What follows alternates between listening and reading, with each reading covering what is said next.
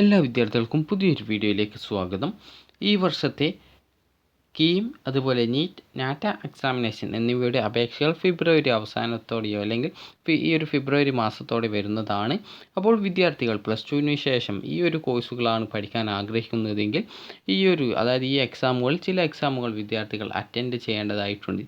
അപ്പോൾ നമുക്ക് ഓരോ കോഴ്സുകളും ആ ഒരു എക്സാമിനേഷന് അതായത് ആ ഒരു കോഴ്സ് പഠിക്കുന്നതിനായിട്ട് വിദ്യാർത്ഥികൾ ഏതൊക്കെ എക്സാമിനേഷനാണ് അറ്റൻഡ് ചെയ്യേണ്ടത്, അതുപോലെ ആ ഒരു എക്സാമിനേഷൻ്റെ യോഗ്യത എന്തൊക്കെയാണ് എന്നുള്ളതാണ് ഈ ഒരു വീഡിയോയിൽ നോക്കാനായിട്ട് പോകുന്നത്. അപ്പോൾ വിദ്യാർത്ഥികൾ ആദ്യമായിട്ടാണ് ഈ ഒരു ചാനൽ കാണുന്നതെങ്കിൽ ചാനൽ സബ്സ്ക്രൈബ് ചെയ്ത് സപ്പോർട്ട് ചെയ്യുക. അപ്പോൾ നമുക്ക് വീഡിയോയിലേക്ക് കടക്കാം. അപ്പോൾ പ്ലസ് ടുവിന് ശേഷം വിദ്യാർത്ഥികൾ ഈ ഒരു കോഴ്സുകളാണ് പഠിക്കാൻ ആഗ്രഹിക്കുന്നതെങ്കിൽ വിദ്യാർത്ഥികൾ പ്രധാനമായും പ്രധാനമായും എഴുതിയിരിക്കേണ്ട എക്സാമിനേഷൻസ് ആണ് ഈ ഒരു പറയുന്ന കീം, അതുപോലെ നീറ്റ്, അതുപോലെ തന്നെ നാറ്റ എന്ന് പറഞ്ഞിട്ടുള്ള എക്സാമിനേഷൻ. അപ്പോൾ വിദ്യാർത്ഥികൾ അതായത് ഈ ഒരു ലിസ്റ്റിൽ പറഞ്ഞിട്ടുള്ള അതായത് MBBS, BDS, ആയുർവേദ, ഹോമിയോ, അതുപോലെ Siddha, Unani, agriculture, forestry, veterinary, fisheries, cooperation and banking, അതുപോലെ climate change and environmental science, BTech, biotechnology എന്നിങ്ങനെയുള്ള കോഴ്സുകൾ വിദ്യാർത്ഥികൾ പഠിക്കാനായിട്ട് ആഗ്രഹിക്കുന്നുണ്ട് എങ്കിൽ വിദ്യാർത്ഥികൾ എഴുതിയിരിക്കേണ്ട എക്സാമിനേഷനാണ് ഈ ഒരു നീറ്റ് എക്സാമിനേഷൻ എന്ന് പറയുന്നത്. അതുപോലെ വിദ്യാർത്ഥികൾ എഞ്ചിനീയറിംഗ്, ഫാർമസി കോഴ്സുകളാണ് പഠിക്കാൻ ആഗ്രഹിക്കുന്നതെങ്കിൽ വിദ്യാർത്ഥികൾ എഴുതിയിരിക്കേണ്ട എക്സാമിനേഷനാണ് കീം എന്ന് പറഞ്ഞിട്ടുള്ള ഈ ഒരു എക്സാമിനേഷൻ. അപ്പോൾ ഈ ഒരു കീം എക്സാമിനേഷനും അതുപോലെ നീറ്റ് എക്സാമിനേഷനും അതുപോലെ നാറ്റ എക്സാമിനേഷനും ഉണ്ട്. ഇപ്പോൾ നാറ്റ എന്ന് പറയുന്നത് നിങ്ങൾ ആർക്കിടെക്ചർ കോഴ്സാണ് പഠിക്കാൻ ആഗ്രഹിക്കുന്നതെങ്കിൽ, അതായത് നിങ്ങൾക്ക് നല്ല ഡ്രോയിങ് ഒക്കെ താല്പര്യമുള്ള വിദ്യാർത്ഥികൾ ആണെങ്കിൽ വിദ്യാർത്ഥികൾക്ക് ആർക്കിടെക്ചർ കോഴ്സ് പഠിക്കാനായിട്ട് സാധിക്കുന്നതാണ്. അപ്പോൾ വിദ്യാർത്ഥികൾ അതായത് കേരളത്തിൽ ഈ ഒരു കോഴ്സൊക്കെ പഠിക്കണമെന്നുണ്ടെങ്കിൽ വിദ്യാർത്ഥികൾ ഈ ഒരു കീം എക്സാമിനേഷൻ രജിസ്ട്രേഷൻ ചെയ്യേണ്ടതാണ്.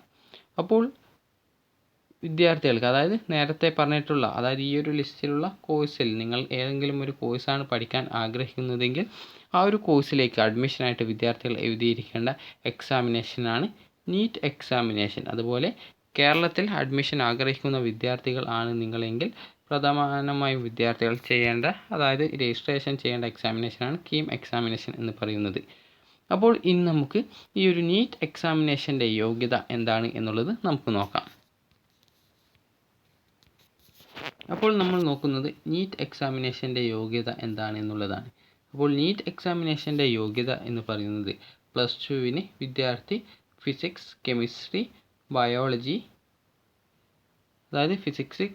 ബയോളജി അതുപോലെ തന്നെ വിദ്യാർത്ഥികൾ പഠിച്ചിരിക്കേണ്ട മറ്റൊരു സബ്ജക്റ്റാണ് ഇംഗ്ലീഷ് എന്നിവ പഠിച്ചിരിക്കേണ്ടതാണ്. അപ്പോൾ വിദ്യാർത്ഥികൾ ഈ ഒരു ഫിസിക്സ്, കെമിസ്ട്രി, ബയോളജി അതായത് ഈ ഒരു 3 സബ്ജക്റ്റിന് total 50% mark plus two second ഇയറിന് വാങ്ങിയിരിക്കണം എന്നുള്ളതാണ് നിബന്ധനയായിട്ട് പറയുന്നത്. അതുപോലെ ഇംഗ്ലീഷ് പാസ്സായിരിക്കണം എന്നുള്ളതാണ്. അപ്പോൾ ഈ ഒരു ഫിസിക്സ്, കെമിസ്ട്രി, ബയോളജി എന്നിവ വിദ്യാർത്ഥികൾ പഠിച്ചിരിക്കണം. അതുപോലെ ഇംഗ്ലീഷ് വിദ്യാർത്ഥികൾ പാസ്സായിരിക്കണം എന്നുള്ളതാണ്. അപ്പോൾ സാധാരണ ജനറൽ കാറ്റഗറിയിലുള്ള വിദ്യാർത്ഥികൾക്ക് 50% മാർക്കാണ് ആ ഒരു ഫിസിക്സ്, കെമിസ്ട്രി, ബയോളജി എന്നിവയ്ക്ക് ടോട്ടലായിട്ട് വാങ്ങിക്കേണ്ടത്. അതുപോലെ തന്നെ വിദ്യാർത്ഥികൾ അതായത് ഈ ഒരു SC ST കാറ്റഗറിയിലുള്ള വിദ്യാർത്ഥികൾ ആണെങ്കിൽ ആ ഒരു വിദ്യാർത്ഥികൾക്ക് 40% മാർക്ക് വാങ്ങിയാൽ മതിയാകും. അപ്പോൾ ആ ഒരു 40% മാർക്ക് വിദ്യാർത്ഥികൾ വാങ്ങിച്ചാൽ മതിയാകും. അപ്പോൾ ഇതാണ് ഈ ഒരു നീറ്റ് എക്സാമിനേഷൻ്റെ യോഗ്യത. അപ്പോൾ ഈ ഒരു നീറ്റ് എക്സാമിനേഷൻ അപ്ലൈ ചെയ്യാനുള്ള യോഗ്യത എന്ന് പറയുന്നത്, അപ്പോൾ നീറ്റ് എക്സാമിനേഷൻ വിദ്യാർത്ഥികൾ അറ്റൻഡ് ചെയ്തുകൊണ്ട് അതായത് നിങ്ങൾ പ്ലസ് ടുവിന് പഠിക്കുന്ന ആ ഒരു സബ്ജക്റ്റുകൾ തന്നെ നിങ്ങൾ നല്ല കറക്റ്റായിട്ട് പഠിക്കുകയാണെങ്കിൽ നിങ്ങൾ ആ ഒരു ടൈമിൽ പ്രിപ്പയർ ചെയ്യേണ്ട ആ ഒരു സമയത്ത് നിങ്ങൾ ആ ഒരു പ്രിപ്പറേഷൻ അതിനനുസരിച്ച് പഠിച്ചാൽ മതിയാകും. അപ്പോൾ ഈ ഒരു നീറ്റ് എക്സാമിനേഷൻ സിലബസ് പ്രസിദ്ധീകരിക്കും. അപ്പോൾ ആ സിലബസ് വെച്ച് വിദ്യാർത്ഥികൾ പഠിക്കേണ്ടതാണ്. അപ്പോൾ ഈ ഒരു നീറ്റ് എക്സാമിനേഷൻ നിങ്ങൾക്ക് ലഭിക്കുന്ന റാങ്ക് അനുസരിച്ച് കൊണ്ടാണ് നേരത്തെ പറഞ്ഞിട്ടുള്ള ആ ഒരു കോഴ്സിലേക്ക് നിങ്ങൾക്ക് അലോട്ട്മെൻറ്റ് നടത്തുന്നത്. അപ്പോൾ വിദ്യാർത്ഥികൾ ഈ ഒരു നീറ്റ് എക്സാമിനേഷൻ എഴുതുന്ന സമയത്ത് അതായത് നിങ്ങൾ ഈ ഒരു ഫിസിക്സ്, കെമിസ്ട്രി, ബയോളജി അതുപോലെ ഇംഗ്ലീഷ് എന്നിവ നന്നായിട്ട് പഠിച്ചിരിക്കണം. കാരണം ഇംഗ്ലീഷിലായിരിക്കും എക്സാമിനേഷൻ ഉണ്ടായിരിക്കുക. അപ്പോൾ വിദ്യാർത്ഥികൾ ഈ ഒരു നീറ്റ് എക്സാമിനേഷൻ നല്ല രീതിയിൽ പ്രിപ്പയർ ചെയ്യുക. അപ്പോൾ ഈ ഒരു നീറ്റ് എക്സാമിനേഷൻ്റെ റാങ്ക് അനുസരിച്ചുകൊണ്ട് അഖിലേന്ത്യാ റാങ്ക് ഉണ്ടാവും. അതുപോലെ തന്നെ ഈ ഒരു നേരത്തെ പറഞ്ഞിട്ടുള്ള ഈ ഒരു ഇത്രയും കോഴ്സുകളുണ്ട്. അപ്പോൾ ഈ ഒരു കോഴ്സിൽ അതായത് ഇത്രയും കോഴ്സിൽ അലോട്ട്മെൻറ്റ് നടത്തുന്നത് ആ ഒരു നീറ്റ് എക്സാമിനേഷൻ്റെ റാങ്ക് വെച്ചിട്ടാണ്. അപ്പോൾ വിദ്യാർത്ഥികൾ അതായത് കേരളത്തിൽ അഡ്മിഷൻ ആഗ്രഹിക്കുന്ന വിദ്യാർത്ഥികളാണെങ്കിൽ +2 ശേഷം അതായത് ഇപ്പോൾ ഈ ഒരു ഫെബ്രുവരി മാസത്തോടെ കീം എക്സാമിനേഷൻ്റെയും നീറ്റ് എക്സാമിനേഷൻ്റെയും ഒക്കെ അപേക്ഷ ക്ഷണിക്കും. അപ്പോൾ ആ ഒരു സമയത്ത് വിദ്യാർത്ഥികൾ നീറ്റ് എക്സാമിനേഷൻ രജിസ്ട്രേഷൻ ചെയ്യണം. അതുപോലെ തന്നെ കീം എക്സാമിനേഷന് രജിസ്ട്രേഷൻ ചെയ്യണം. അതായത് കീം എക്സാമിനേഷൻ എഴുതണം എന്നുള്ള കാര്യം നിർബന്ധമല്ല.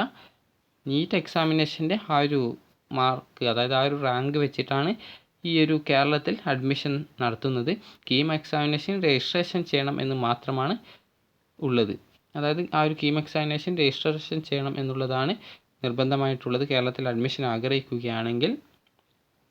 അപ്പോൾ അടുത്തതായിട്ടുള്ളത് വിദ്യാർത്ഥികൾ ചോദിക്കുന്ന മറ്റൊരു കാര്യമാണ് നീറ്റ് എക്സാമിനേഷന് പ്രായപരിധി ഉണ്ടോ എന്നുള്ളത്. അപ്പോൾ പ്രായപരിധി ഇല്ല എന്നുള്ളതാണ് നീറ്റ് എക്സാമിനേഷൻ എഴുതുന്നതിന്. അപ്പോൾ ഈ ഒരു +2 ഇപ്പോൾ പഠിച്ചുകൊണ്ടിരിക്കുന്ന വിദ്യാർത്ഥികൾക്കും അതുപോലെ +2 കഴിഞ്ഞിട്ടുള്ള വിദ്യാർത്ഥികൾക്കും ഈ ഒരു എക്സാമിനേഷൻ അറ്റൻഡ് ചെയ്യാവുന്നതാണ്.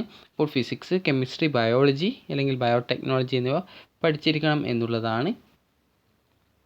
അടുത്തതായിട്ടുള്ളതാണ് കീം എക്സാമിനേഷൻ. അപ്പോൾ നമുക്ക് അടുത്തത് കീം എക്സാമിനേഷൻ്റെ യോഗ്യത എന്താണ് എന്നുള്ളത് നോക്കാം. അപ്പോൾ കീം എക്സാമിനേഷൻ്റെ യോഗ്യത എന്ന്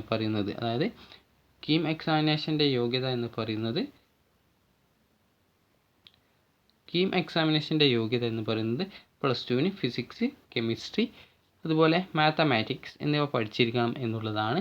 അപ്പോൾ ഈ ഒരു മെഡിക്കൽ ഫീൽഡ് ആഗ്രഹിക്കുന്ന വിദ്യാർത്ഥികളാണെങ്കിൽ നീറ്റ് എക്സാമിനേഷൻ അറ്റൻഡ് ചെയ്യണം എന്നുള്ളതാണ്.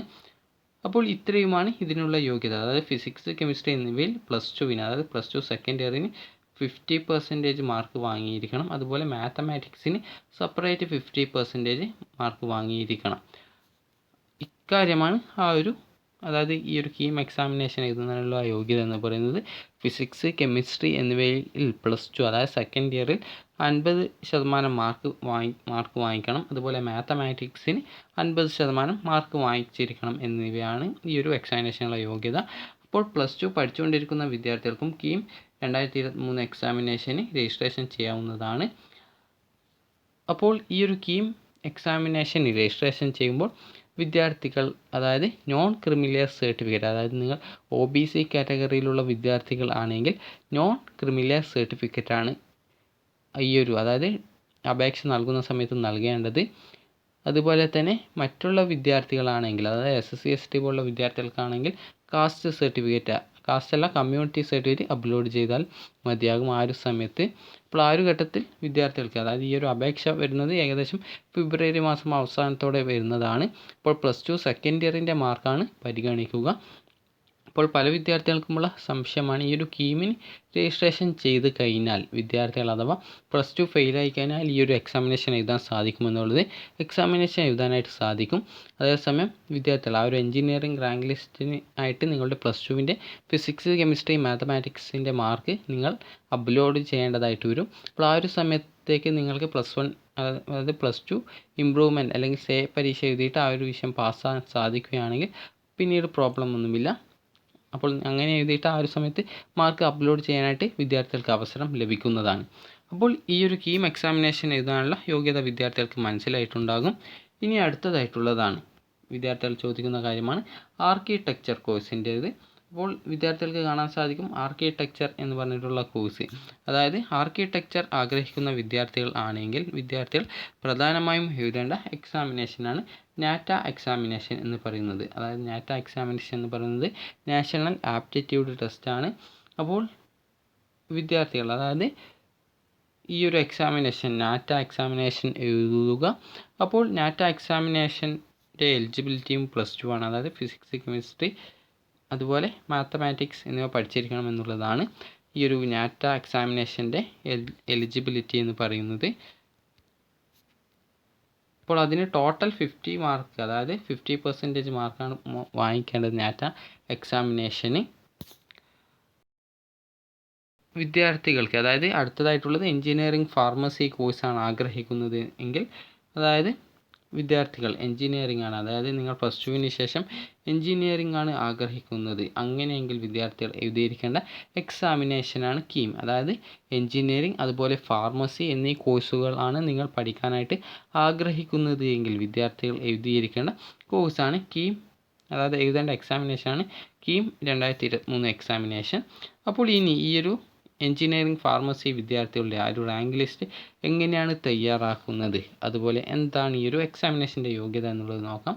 അപ്പോൾ കീം എക്സാമിനേഷൻ എഴുതുന്നതിനുള്ള യോഗ്യത എന്ന് പറയുന്നത് നേരത്തെ പറഞ്ഞതുപോലെ തന്നെ ഫിസിക്സ്, കെമിസ്ട്രി, മാത്തമാറ്റിക്സ് എന്നിവയിൽ, അതായത് ഫിസിക്സ്, കെമിസ്ട്രി എന്നിവയ്ക്ക് സെപ്പറേറ്റ് ആയിട്ട് 50% മാർക്കും, അതുപോലെ മാത്തമാറ്റിക്സിന് പ്ലസ് ടുവിന് ശേഷം 50% മാർക്കുമാണ് ലഭിക്കേണ്ടത്. അതായത് 50% മാർക്കാണ്, അത് പ്ലസ് ടു സെക്കൻഡ് ഇയറിൻ്റെ മാർക്കാണ്, പ്ലസ് വണ്ണിൻ്റെ മാർക്കല്ല. അക്കാര്യം വിദ്യാർത്ഥികൾ പ്രത്യേകം ശ്രദ്ധിക്കുക. അതുകൊണ്ട് തന്നെ ഇപ്പോൾ നന്നായി പഠിച്ചു കഴിഞ്ഞാൽ നിങ്ങൾക്ക് ഈ ഒരു, അതായത് ഈ എഞ്ചിനീയറിംഗ് ഫീൽഡോ അല്ലെങ്കിൽ ഫാർമസി ഫീൽഡോ, അതായത് B.Pharm കോഴ്സോ ചെയ്യാനായിട്ട് സാധിക്കുന്നതാണ്. ഇനി നമുക്ക് ഈ ഒരു കീം എക്സാമിനേഷൻ എഴുതിയതിന് ശേഷം എങ്ങനെയാണ് ഈ ഒരു എഞ്ചിനീയറിംഗ് റാങ്ക് ലിസ്റ്റ് തയ്യാറാക്കുന്നത്, അതുപോലെ തന്നെ ഫാർമസി കോഴ്സിൻ്റെ റാങ്ക് ലിസ്റ്റ് എങ്ങനെയാണ് തയ്യാറാക്കുന്നത് എന്ന് നോക്കാം. ഈ ഒരു ഫാർമസി കോഴ്സിൻ്റെ റാങ്ക് ലിസ്റ്റ് തയ്യാറാക്കുന്നത് നിങ്ങളുടെ പ്ലസ് ടുവിൻ്റെ ഫിസിക്സ്, കെമിസ്ട്രി എന്നിവയുടെ മാർക്ക് അനുസരിച്ചിട്ടാണ്. അപ്പോൾ ഒരേ വിദ്യാർത്ഥിക്ക് ഈ ഒരു റാങ്ക് ലിസ്റ്റ് തയ്യാറാക്കുന്ന സമയത്ത്, അതായത് ഈ ഒരു റാങ്ക് ലിസ്റ്റ് തയ്യാറാക്കുന്ന സമയത്ത് അതായത് ഒരേ വിദ്യാർത്ഥിക്ക്, അതായത് 2 വിദ്യാർത്ഥികൾക്ക് സെയിം റാങ്ക് ആണെന്ന് കരുതുക.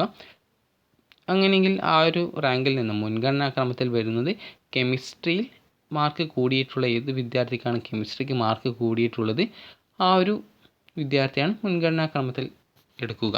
അപ്പോൾ നമുക്ക് നോക്കാം. അപ്പോൾ ഫാർമസി കോഴ്സിൽ, അതായത് ഫാർമസി കോഴ്സിൽ വിദ്യാർത്ഥികൾക്ക് നിങ്ങളുടെ പ്ലസ് ടുവിൻ്റെ മാർക്കല്ല പരിഗണിക്കുക. കീം എക്സാമിനേഷന് ഫാർമസി പേപ്പറുണ്ട്. അപ്പോൾ ഫാർമസി പേപ്പർ എന്ന് പറയുന്നത് ഫിസിക്സ്, കെമിസ്ട്രി എന്നിവ അടങ്ങിയിട്ടുള്ള ആ ഒരു പേപ്പറിനെയാണ്, അതായത് പേപ്പർ 1 ആയിട്ടുള്ള ഫിസിക്സ്, കെമിസ്ട്രി എന്നിവയിൽ നിങ്ങൾക്ക് ലഭിച്ചിട്ടുള്ള മാർക്ക് അനുസരിച്ചിട്ടാണ് ഈ ഒരു ഫാർമസി കോഴ്സിനുള്ള റാങ്ക് ലിസ്റ്റ് തയ്യാറാക്കുക. അപ്പോൾ പ്ലസ് ടുവിൻ്റേതല്ല, എഞ്ചിനീയറിങ്ങിനാണ് പ്ലസ് ടുവിൻ്റെ റാങ്ക് ലിസ്റ്റ്, അത് മാർക്ക് വെച്ചിട്ട് ആ ഒരു റാങ്ക് ലിസ്റ്റ് തയ്യാറാക്കുന്നത്. ഫാർമസി കോഴ്സിന് നിങ്ങളുടെ, അതായത് കീം എക്സാമിനേഷനുള്ള പേപ്പർ 1, അതായത് കീം എക്സാമിനേഷനിലെ പേപ്പർ 1 ആയിട്ടുള്ള ഫിസിക്സ്, കെമിസ്ട്രി എന്നിവയുടെ, അതായത് നിങ്ങൾക്ക് എത്ര മാർക്കാണ് ലഭിച്ചിട്ടുള്ളത് ആ ഒരു മാർക്ക് അനുസരിച്ച് കൊണ്ടാണ് ആ ഒരു ഫാർമസി കോഴ്സിൽ റാങ്ക് ലിസ്റ്റ് തയ്യാറാക്കുക. പ്ലസ് ടുവിൻ്റെ മാർക്ക് പരിഗണിക്കില്ല. കീം എക്സാമിനേഷന് നിങ്ങൾക്ക് ആ ഒരു പേപ്പർ 1ൽ ഫിസിക്സ്, കെമിസ്ട്രി എന്നിവയ്ക്ക് ലഭിച്ചിട്ടുള്ള മാർക്ക് എത്രയാണോ അതനുസരിച്ച് കൊണ്ടായിരിക്കും ഈ ഒരു ഫാർമസി കോഴ്സിലേക്കുള്ള റാങ്ക് ലിസ്റ്റ് തയ്യാറാക്കുക. അതേസമയം നിങ്ങൾക്ക് എഞ്ചിനീയറിങ്ങിൻ്റേതാണെങ്കിൽ, അതായത് എഞ്ചിനീയറിംഗ് കോഴ്സിൻ്റെ റാങ്ക് ലിസ്റ്റ് തയ്യാറാക്കുന്നത്, അപ്പോൾ എഞ്ചിനീയറിംഗ് കോഴ്സിൻ്റെ റാങ്ക് ലിസ്റ്റ് തയ്യാറാക്കുന്നത് ഈ ഒരു കീം എക്സാമിനേഷൻ ഉണ്ടാവും. അപ്പോൾ കീം എക്സാമിനേഷന് പേപ്പർ 1 ഉണ്ടാവും. പേപ്പർ 1 എന്ന് പറയുന്നത് ഫിസിക്സ്, കെമിസ്ട്രി എന്നിവയാണ്. പേപ്പർ 2 എന്ന് പറയുന്നത് മാത്തമാറ്റിക്സ് ആണ്. അപ്പോൾ മാത്തമാറ്റിക്സ് ആണ് പേപ്പർ 2 എന്ന് പറയുന്നത്. അപ്പോൾ ഈ ഒരു 2 എക്സാമിനേഷനാണ് വിദ്യാർത്ഥികൾക്ക്, എഞ്ചിനീയറിംഗ് ആഗ്രഹിക്കുന്ന വിദ്യാർത്ഥികൾക്ക് ഉണ്ടാവുക. അപ്പോൾ ആദ്യത്തെ പേപ്പർ 1 എന്ന് പറയുന്നത് ഫിസിക്സ്, കെമിസ്ട്രി എന്നിവയാണ്. അപ്പോൾ രണ്ടാമത്തേത് എന്ന് പറയുന്നത് മാത്തമാറ്റിക്സ് ആണ്. അപ്പോൾ ഈ ഒരു ഫാർമസി കോഴ്സും എഞ്ചിനീയറിംഗ് കോഴ്സും ആഗ്രഹിക്കുന്ന വിദ്യാർത്ഥികൾ, അതുപോലെ മെഡിക്കൽ ഫീൽഡും ആഗ്രഹിക്കുന്ന വിദ്യാർത്ഥികൾ ചെയ്യേണ്ട കാര്യം എന്ന് പറയുന്നത് കീം എക്സാമിനേഷന് രജിസ്ട്രേഷൻ ചെയ്യുക എന്നുള്ളതാണ്. അപ്പോൾ കീം എക്സാമിനേഷന് രജിസ്ട്രേഷൻ ചെയ്യുമ്പോൾ വിദ്യാർത്ഥികൾക്ക് കാണാനായിട്ട് സാധിക്കും, അതായത് നിങ്ങൾക്ക് അവർ ഓപ്ഷൻ നൽകാനുണ്ടാകും. നിങ്ങൾക്ക് മെഡിക്കൽ ഫീൽഡിലേക്ക് ആണ് ആഗ്രഹിക്കുന്നതെങ്കിൽ ആ ഒരു മെഡിക്കലിൻ്റെ ഓപ്ഷൻ നൽകണം. അതുപോലെ തന്നെ നിങ്ങൾ ഫാർമസി, അതായത് മെഡിക്കലിന് രജിസ്ട്രേഷൻ ചെയ്യണം. നിങ്ങൾ ഫാർമസിക്ക് ആഗ്രഹിക്കുന്നെങ്കിൽ, അതായത് ഫാർമസി കോഴ്സ് ആഗ്രഹിക്കുന്നുണ്ടെങ്കിൽ നിങ്ങൾ ചെയ്യേണ്ടത് ആ ഒരു ഫാർമസിയുടെ ഓപ്ഷൻ നൽകിയിരിക്കണം. അതുപോലെ നിങ്ങൾ എഞ്ചിനീയറിംഗ് ആണ് ആഗ്രഹിക്കുന്നതെങ്കിൽ നിങ്ങൾ എഞ്ചിനീയറിംഗിൻ്റെ ആ ഒരു ഓപ്ഷൻ നൽകിയിരിക്കണം. അതായത് നിങ്ങൾ എക്സാമിനേഷന് രജിസ്ട്രേഷൻ ചെയ്യുന്ന ടൈമിൽ തന്നെ, അതായത് ഈ ഒരു കീം എക്സാമിനേഷന് നിങ്ങൾ രജിസ്ട്രേഷൻ ചെയ്യുന്ന സമയത്ത് തന്നെ അതിൻ്റെ ആ ഒരു കാര്യം അതിൽ നൽകിയിരിക്കണം. അതായത് നിങ്ങൾക്ക് നൽകാനായിട്ട് ഓപ്ഷൻ ഉണ്ടാവും, നിങ്ങൾ ഏത് എക്സാമിനേഷനാണ് നോക്കുന്നത് എന്ന് നൽകാനായിട്ട് അവസരം ലഭിക്കും. അപ്പോൾ ആ ഒരു സമയത്ത് വിദ്യാർത്ഥികൾ ചെയ്യേണ്ടത്, നിങ്ങൾ എഞ്ചിനീയറിംഗ് ആഗ്രഹിക്കുന്നുണ്ടെങ്കിൽ എഞ്ചിനീയറിംഗ് നൽകുക. അതുപോലെ തന്നെ മെഡിക്കൽ ആഗ്രഹിക്കുന്നുണ്ടെങ്കിൽ അതിൻ്റെ മെഡിക്കലിന് രജിസ്റ്റർ ചെയ്യുക. അതുപോലെ തന്നെ വിദ്യാർത്ഥികൾ ഫാർമസി കോഴ്സാണ് പഠിക്കാൻ ആഗ്രഹിക്കുന്നതെങ്കിൽ ആ ഒരു ഫാർമസി കോഴ്സിന് വിദ്യാർത്ഥികൾ ഓപ്ഷൻ നൽകുക. കാരണം ഈ ഒരു കീം എക്സാമിനേഷൻ്റെ ആ ഒരു ടൈമിൽ മാത്രമേ വിദ്യാർത്ഥികൾക്ക് അത് നൽകാൻ സാധിക്കൂ. പിന്നീട് ആ ഒരു കീം എക്സാമിനേഷൻ നടന്നതിന് ശേഷം പിന്നീട് നൽകാനായിട്ട് സാധിക്കില്ല. അക്കാര്യം വിദ്യാർത്ഥികൾ പ്രത്യേകം ശ്രദ്ധിക്കേണ്ടതാണ്. അതായത് എക്സാമിനേഷൻ രജിസ്ട്രേഷൻ ചെയ്യുമ്പോൾ തന്നെ നിങ്ങൾ ഏതൊക്കെ ഫീൽഡിലാണ്, ഏതൊക്കെ കോഴ്സാണ് ആഗ്രഹിക്കുന്നത് അതിന് നിങ്ങൾ ആ ഒരു ഓപ്ഷനുകൾ നൽകേണ്ടതാണ്. അപ്പോൾ ഫാർമസി കോഴ്സ് പഠിക്കാൻ ആഗ്രഹിക്കുന്ന വിദ്യാർത്ഥികൾ ആ ഒരു സമയത്ത് അതിൻ്റെ ഓപ്ഷനുകൾ നൽകാനായിട്ട് ശ്രദ്ധിക്കേണ്ടതാണ്. അപ്പോൾ എഞ്ചിനീയറിംഗ് ആഗ്രഹിക്കുന്ന വിദ്യാർത്ഥികൾ എഴുതിയിരിക്കേണ്ട കീം എക്സാമിനേഷനിലുള്ള 2 പേപ്പറാണ്. ഒന്നാമത്തെ പേപ്പർ ഫിസിക്സ് കെമിസ്ട്രി ആണ്. അതുപോലെ രണ്ടാമത്തെ പേപ്പർ മാത്തമാറ്റിക്സ് ആണ്. അപ്പോൾ ഫാർമസി ആഗ്രഹിക്കുന്ന വിദ്യാർത്ഥികളും ഇത് എക്സാമിനേഷനൊക്കെ അറ്റൻഡ് ചെയ്യേണ്ടതാണ്. അപ്പോൾ ഫാർമസി കോഴ്സിൽ റാങ്ക് ലിസ്റ്റ് തയ്യാറാക്കുന്നത് ഫിസിക്സ് കെമിസ്ട്രി എന്നിവയ്ക്ക് നിങ്ങൾക്ക് കീം എക്സാമിനേഷൻ്റെ പേപ്പർ 1 ലഭിച്ചിട്ടുള്ള ആ ഒരു മാർക്ക് അനുസരിച്ച് കൊണ്ടാണ്. അപ്പോൾ വിദ്യാർത്ഥികൾക്ക് കാര്യം, അതായത് നിങ്ങൾ ഈ ഒരു കീം എക്സാമിനേഷൻ എഴുതുന്നത് ഈ ഒരു എഞ്ചിനീയറിംഗ് കോഴ്സ് ആഗ്രഹിക്കുന്ന വിദ്യാർത്ഥികളും അതുപോലെ ഫാർമസി കോഴ്സ് ആഗ്രഹിക്കുന്ന വിദ്യാർത്ഥികളും അതിൻ്റെ ഓപ്ഷൻ നൽകിക്കൊണ്ട് ഈ ഒരു കീം എക്സാമിനേഷൻ എഴുതുക. മെഡിക്കൽ ഫീൽഡ് ആഗ്രഹിക്കുന്ന വിദ്യാർത്ഥികളും കീം എക്സാമിനേഷന് രജിസ്ട്രേഷൻ ചെയ്യുക. എക്സാമിനേഷൻ എഴുതണമെന്നുള്ള ആവശ്യമില്ല. കാരണം നീറ്റ് എക്സാമിനേഷൻ്റെ റാങ്ക് വെച്ചിട്ടാണ് കേരളത്തിൽ റാങ്ക് പട്ടിക തയ്യാറാക്കുന്നത്. അതുകൊണ്ട് വിദ്യാർത്ഥികൾ മെഡിക്കലാണ് ആഗ്രഹിക്കുന്നതെങ്കിൽ നീറ്റ് എക്സാമിനേഷൻ അറ്റൻഡ് ചെയ്യുക. അതുപോലെ തന്നെ നിങ്ങൾ ആർക്കിടെക്ചറാണ് ആഗ്രഹിക്കുന്നതെങ്കിൽ നാറ്റ എക്സാമിനേഷൻ അറ്റൻഡ് ചെയ്ത് എഴുതി അതിൻ്റെ റാങ്ക് ലിസ്റ്റിൽ കയറുക. അപ്പോൾ ഇത്രയുമാണ് വിദ്യാർത്ഥികൾ ശ്രദ്ധിക്കേണ്ടത്. അപ്പോൾ ഈ ഒരു കീം അതുപോലെ നീറ്റ് അതുപോലെ നാറ്റ എക്സാമിനേഷനുള്ള നോട്ടിഫിക്കേഷനുകൾ ഏകദേശം ഫെബ്രുവരി മാസം അവസാനത്തോടെ തന്നെ വരുന്നതാണ്. അപ്പോൾ വിദ്യാർത്ഥികൾക്ക് പത്രങ്ങളിലൂടെയും അതുപോലെ തന്നെ യൂട്യൂബ് ചാനലുകൾ വഴിയും അതുപോലെ മീഡിയകളിലൂടെയും വിദ്യാർത്ഥികൾക്ക് ആ ഒരു കാര്യം അറിയാനായിട്ട് സാധിക്കുന്നതാണ്. അപ്പോൾ വിദ്യാർത്ഥികൾക്ക് ഈ ഒരു വീഡിയോ ഉപകാരപ്പെട്ടു എന്ന് കരുതുന്നു. ഉപകാരപ്പെട്ടുവെങ്കിൽ ലൈക്ക് ചെയ്യുക, ഷെയർ ചെയ്യുക, സബ്സ്ക്രൈബ് ചെയ്യുക. വീഡിയോ സംബന്ധിച്ചുള്ള വിദ്യാർത്ഥികളുടെ സംശയങ്ങൾ താഴെ കമൻറ്റ് ചെയ്യുക. Thank you for watching.